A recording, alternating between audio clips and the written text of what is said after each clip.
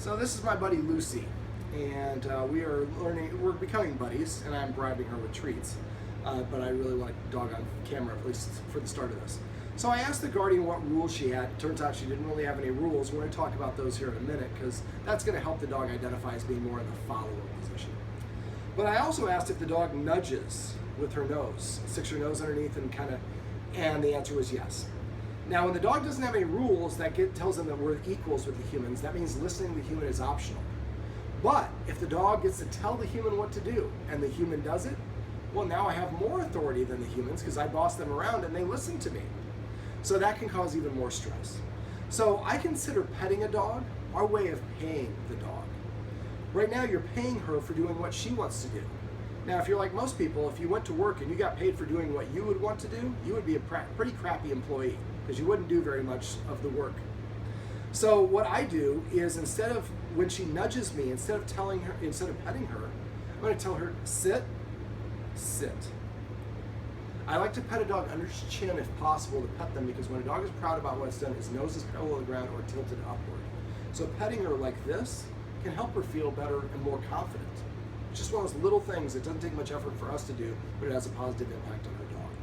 So if I tell her to sit, as soon as she sits, I pet her and say sit. Not good sit. Not, oh, what a good girl, Lucy, you sat down, because I didn't even say the command word in that point. The more words we use, the more confusing it is for the dog. So if I just want her to sit, I say sit. If I want her to, what's your command to lay down? Down?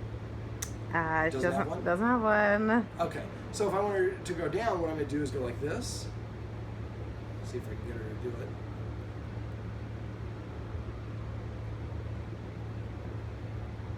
Well, I don't want to have the camera, and this is not what this is about. And I'll talk about how you can get her to do this here in a second.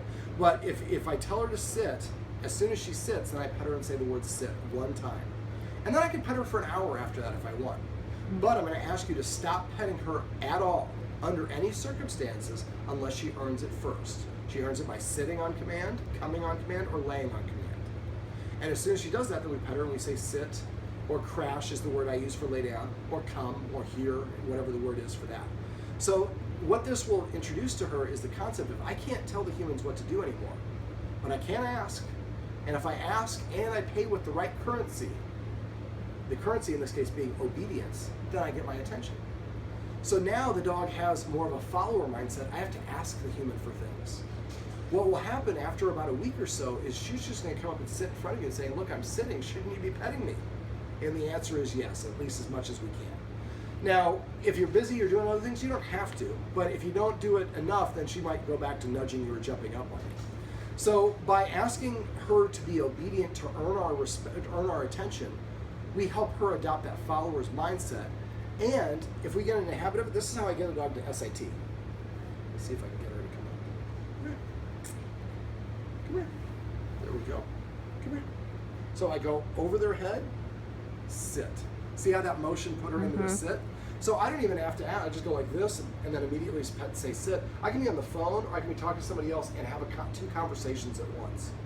Now, if you get in the habit of only petting her after she sits or lays down, after a while, you'll start doing this without even thinking about it, but every time you do, it's a mini dog obedience training session that you do without spending any time or any effort. And over time, that will help the dog, like I said, migrate into this follower's mindset. Sit. That's petting with a purpose.